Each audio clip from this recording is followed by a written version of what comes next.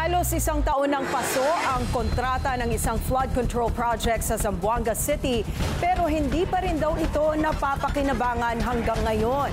Nagkaroon daw kasi ng issue sa proyekto. Narito ang exclusive Agenda Weekend report ni RJ Rosalado.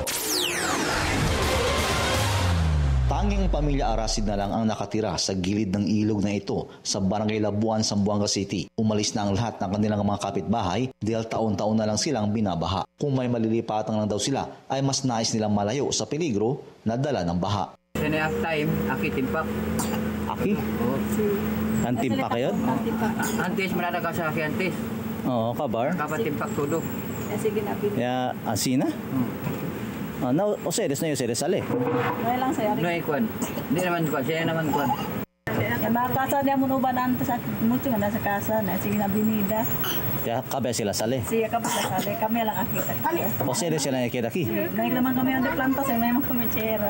Nabuhayan ng loob ang pamilya Arasid nang simulan ng flood control project sa kanilang lugar noong March 8, 2024. Kahit papaano raw ay hindi na aapaw ang tubig baha sa kanilang bahay. January 2025 sana ito matatapos kung ibabase sa kontrata. Pero hanggang ngayon ay usad pagong ang trabaho. Base sa DPWH website, nasa 68% na raw ang accomplishment rate ng proyekto na may contract cost na humigit 96 million pesos. Pero duda dito sila Labuan Barangay Chairperson Ron Carlo Maravilla. Nag-inspeksyon raw kasi siya ilang buwan matapos ang contract expiration date at nagulat na makitang wala pang 10% ang accomplishment rate ng flood control project. Yung sabi ko 441 meters dapat matapos by February, but nung we inspected it, around 4 meters to 10 meters pa lang natatapos. So talagang malayo po sa time frame natin.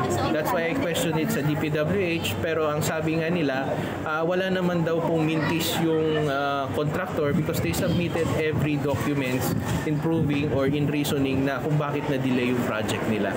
Nakausap ng Billionaire News Channel ang isa sa dalawang contractor ng flood control project, ang RCDG Construction Corporation. Pero ayaw magpa-interview sa camera ang opisyal ng construction company. Ayon sa kanya, nagkaroon ng problema sa road right-of-way kaya hindi agad nasimulan ang proyekto at hindi rin ito natapos sa itinakdang oras. Inuuna na lang daw nila ang ibang bahagi ng proyekto na walang issue sa road right-of-way.